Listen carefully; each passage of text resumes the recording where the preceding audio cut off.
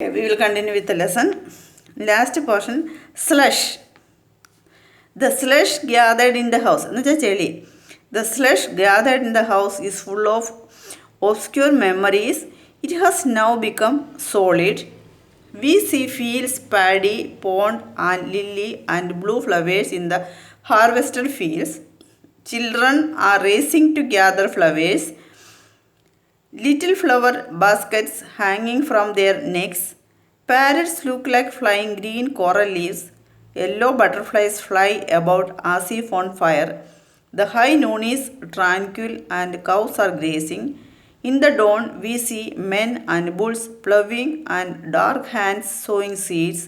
Then we see the lean hands of the rain, the first fertile clay of the earth when it was burned out and it had rained, turning the soil into slush. The first blade of grass appears. അപ്പോൾ ഈ പോയത്തിൻ്റെ last ഭാഗമാണിത്. Slush, വീട്ടിൽ കൂടി കിടക്കുന്ന ചെളി, അത്ര തെളിച്ചമില്ലാത്ത പല കാര്യങ്ങൾ ഓർക്കുന്നു. അപ്പോൾ സ്ലഷിനും, അതിപ്പോൾ ഞാൻ ആദ്യം പറഞ്ഞു, പൂച്ചയെ കണ്ടപ്പോൾ മത്സ്യങ്ങൾ ചിരിക്കുന്നുണ്ട്. കാരണം പൂച്ച സാധാരണ മത്സ്യങ്ങളെ ഭക്ഷിക്കുന്നതാണ്. പക്ഷേ ഇപ്പോൾ എന്താ പൂച്ചയുടെ അവസ്ഥ? മത്സ്യങ്ങളെ പോയിട്ട് പിടിക്കാനുള്ളൊരു അവസ്ഥയിലല്ല പൂച്ചയുള്ളത്. പൂച്ച എങ്ങനെയും രക്ഷപ്പെടാനുള്ള ശ്രമത്തിലാണ്. അതുപോലെ സ്ലേറ്റ്, ഒരു കാലത്ത് കുട്ടി ഉപയോഗിച്ചിരുന്ന സ്ലേറ്റാണ് വെള്ളത്തിനടിയിൽ കിടക്കുന്നത്. അപ്പോൾ സ്ലേറ്റ് ഓർക്കുന്നത് ഞാൻ എന്നാണ് ഇവിടെ നിന്ന് രക്ഷപ്പെടുന്നത്. അടുത്തത് ഇപ്പോൾ എന്താ? ചെളി. വെള്ളം ഇറങ്ങിക്കഴിഞ്ഞാൽ പിന്നെ അവിടെ എന്താ ഉണ്ടാകുന്നത്? ചെളി അടിഞ്ഞുകൂടുന്നു. അപ്പോൾ വീട്ടിൽ കൂടി കിടക്കുന്ന ചെളി അത്ര തെളിച്ചമില്ലാത്ത പല കാര്യങ്ങൾ ഓർക്കുന്നു. അപ്പോൾ ചെളിയും ചില കാര്യങ്ങളൊക്കെ ഓർക്കുന്നുണ്ട്. ചെളി ഇപ്പോൾ ഉറച്ചു. ഇപ്പോൾ നമുക്ക് പാടവും നെല്ലും കുളവും ലില്ലിയും നീലപ്പൂക്കളും കൊയ്ത്തു കഴിഞ്ഞ വയലിൽ കാണാം. കുട്ടികൾ പൂക്കൾ ശേഖരിക്കാൻ ഓടുകയാണ്. പൂക്കൾ ഇടാനായി അവരുടെ കഴുത്തിൽ നിന്നും കുട്ടകൾ തൂങ്ങിക്കിടക്കുന്നുണ്ട്. തത്തകൾ പച്ച കോറൽ ഇലകൾ പോലെ പറന്നു നടക്കുന്നു. മഞ്ഞ ചിത്രശലഭങ്ങൾ അവിടെയൊക്കെ തീ പിടിച്ച പോലെ പറക്കുന്നു. ഉച്ചയ്ക്കെല്ലാം ശാന്തമാണ്. പശുക്കൾ മേയുന്നത് കാണാം. രാവിലെ ആൾക്കാരും കാളകളും നിലമുഴുന്നതും കറുത്ത കൈകൾ വിത്ത് വിതയ്ക്കുന്നതും കാണാം. പിന്നെ നമ്മൾ കാണുന്നത് മഴയുടെ നേർത്ത കൈകളാണ്. ഭൂമി ഫലഭൂയിഷ്ടമായിരിക്കുന്നു. ഉണങ്ങിക്കഴിഞ്ഞ ഭൂമിയിൽ വെള്ളം വീഴുമ്പോൾ മണ്ണ് ചെളിയായിട്ട് മാറുന്നു. പുൽനാമ്പുകൾ മുളച്ചു പൊങ്ങുന്നു. അപ്പോൾ സ്ലഷിൻ്റെ ലാസ്റ്റ് ഭാഗത്ത് നമ്മൾ പറയുന്ന ഈ സ്ലഷിൻ്റെ ഓർമ്മകളാണ് ഇതൊക്കെ. സ്ലഷ് എന്താണ് ഓർക്കുന്നത്? ചെളി ഇപ്പോൾ ഉറച്ചു. ആദ്യം മഴവെള്ളം വന്നിട്ട് അത് ഇറങ്ങിപ്പോയി കഴിഞ്ഞപ്പോൾ പിന്നെ കയറിയിട്ടുള്ള ചെളിയെല്ലാം ഉറച്ചു. കുറച്ച് നേരം കഴിയുമ്പോൾ വെയിലൊക്കെ കൊള്ളുമ്പോൾ ചെളി ഉറയ്ക്കും. ഇപ്പോൾ നമുക്ക് പാടവും നെല്ലും കുളവും ലില്ലിയും നീലപ്പൂക്കളും കൊയ്ത്തു കഴിഞ്ഞ വയലിൽ കാണാം. കുട്ടികൾ പൂക്കൾ ശേഖരിക്കാൻ ഓടുകയാണ്. പൂക്കൾ ഇടാനായി അവരുടെ കഴുത്തിൽ നിന്നും കുട്ടകൾ തൂങ്ങിക്കിടക്കുന്നുണ്ട്. തത്തകൾ പറക്കുന്നുണ്ട്. മഞ്ഞ ചിത്രശലഭം പറക്കുന്നുണ്ട്. പശുക്കൾ മേയുന്നത് കാണാം. നില ഉഴുന്ന ആൾക്കാരെ കാണാം. അങ്ങനെ എല്ലാം ഒരു വ്യത്യാസം വന്നു.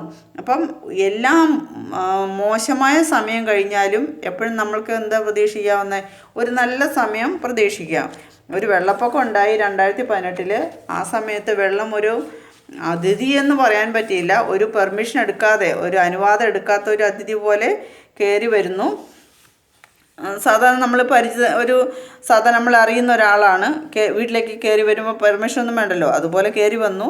നമ്മുടെ സ്വീകരണ മുറിയിൽ വന്നു, സ്റ്റോർ റൂമിൽ വന്നു, ബെഡ്റൂമിൽ വന്നു, കിച്ചണിൽ വന്നു. കിച്ചണിൽ വന്നിട്ട് നമ്മളുടെ എല്ലാ ഭക്ഷണ സാധനങ്ങളെ നശിപ്പിച്ചു. അതുപോലെ വീട്ടുകാരെ സീലിംഗ് വരെയും വെള്ളം പൊങ്ങിയപ്പോൾ എന്തായി?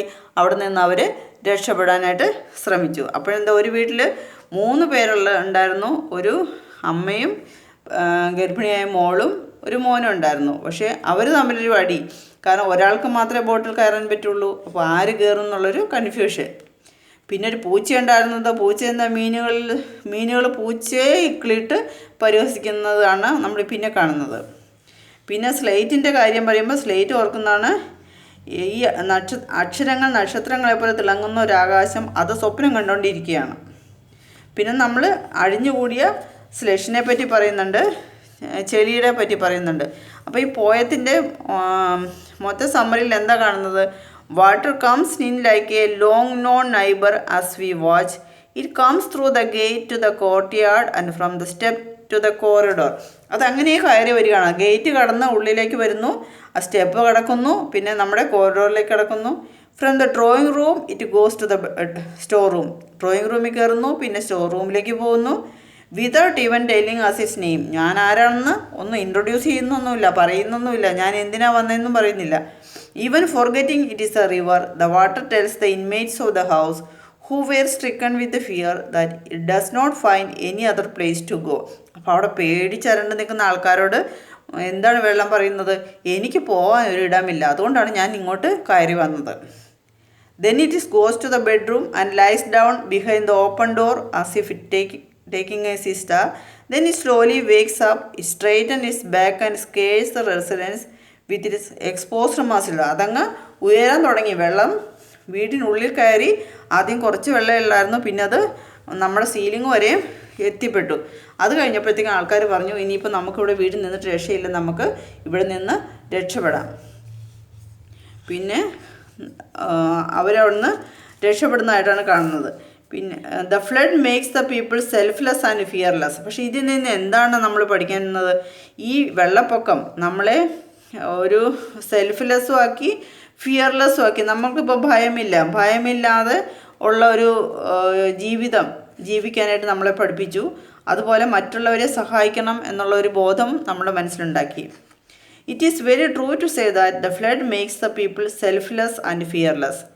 We see this happening in the poem Picture Thrown on Water by the famous poet K. Sachidanandan when floods hit Kerala in 2018.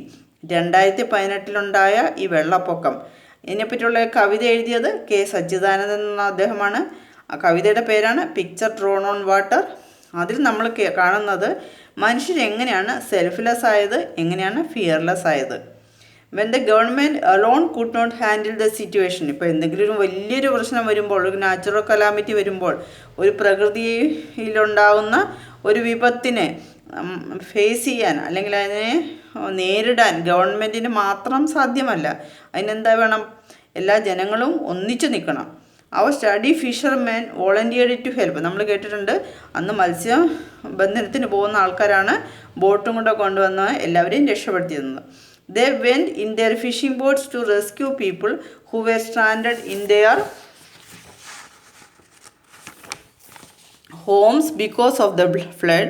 In the poem we see the rescue boat going to a house where there is a sick mother, a pregnant. അത് ഞാൻ already പറഞ്ഞു കഴിഞ്ഞിരിക്കുന്നു. അപ്പം ഈ ബോട്ടുകൾ ഓരോ വീടുകളിലും പോയിട്ട് അവിടെ ആരെയൊക്കെ രക്ഷപ്പെടുത്താനുള്ളത് അവരെയും അവരുടെ സാധനങ്ങളും എടുക്കാൻ പറ്റിയ സാധനങ്ങളൊക്കെ എടുത്തിട്ട് അവിടുന്ന് മാറാനായിട്ട് സഹായിച്ചു. അതുകൊണ്ട് കുറേ പേരെ ജീവിതത്തിലേക്ക് തിരിച്ചു കൊണ്ടുവരാനായിട്ട് സഹായിച്ചു. The flood has made them selfless and they are not afraid of death. ഇപ്പോൾ അവർക്ക് മരണത്തെ പറ്റി ഒരു പേടിയില്ല. കാരണം എങ്ങനെയായി? അവരെല്ലാം ഫിഷർമാന് അവരെല്ലാവരെയും ഹെൽപ്പ് ചെയ്തു, സഹായിച്ചു. ഒരാളെ സഹായിക്കാൻ എങ്ങനെയാണ് വേണം എന്നുള്ള രീതിയിൽ പെരുമാറാനൊക്കെ ഈ ഫ്ലഡ് നമ്മളെ പഠിപ്പിച്ചു. ഇപ്പോൾ ഇവിടെ വാട്ടർ എന്താണ് പറഞ്ഞത്? Water say sorry nowhere else to go to the residence of the house. വീട്ടുകാരോട് എന്താണ് വെള്ളം പറയുന്നത്? എനിക്ക് പോകാൻ വഴിയില്ല. കാരണം എന്താണ് സംഭവിച്ചത്? നാട്ടിൽ എല്ലാ സ്ഥലങ്ങളിലും ബിൽഡിങ്ങുകൾ ഉണ്ടാക്കിയിട്ടുണ്ട്. ഓരോ കൺസ്ട്രക്ഷൻ അതൊക്കെ പ്രോപ്പറായിട്ട് ചെയ്യാത്തത് കൊണ്ട് പല സ്ഥലങ്ങളിലും വെള്ളം പോകുന്ന വഴിയൊക്കെ ബ്ലോക്കായിപ്പോയി. അപ്പോൾ ആ വെള്ളമൊക്കെ എവിടെയങ്ങോട്ട് പോയി? ഓരോ വീടുകളിലേക്കും കയറി പോകുന്ന ഒരവസ്ഥയാണ് നമ്മുടെ നാട്ടിൽ അന്ന് ഉണ്ടായത്. 2018 ഉണ്ടായ കാര്യം. അപ്പം നിങ്ങൾക്ക് ഈ ലെസനെ പറ്റി മനസ്സിലാക്കിയിട്ടുണ്ടെന്ന് വിചാരിക്കുന്നു. ഇനി ഏകദേശം നമ്മുടെ ലെസൺ എല്ലാം കഴിഞ്ഞിട്ടുണ്ട്. ഈ നോട്ട്സ് നിങ്ങൾക്ക് അയച്ചു തരാം. Thank you.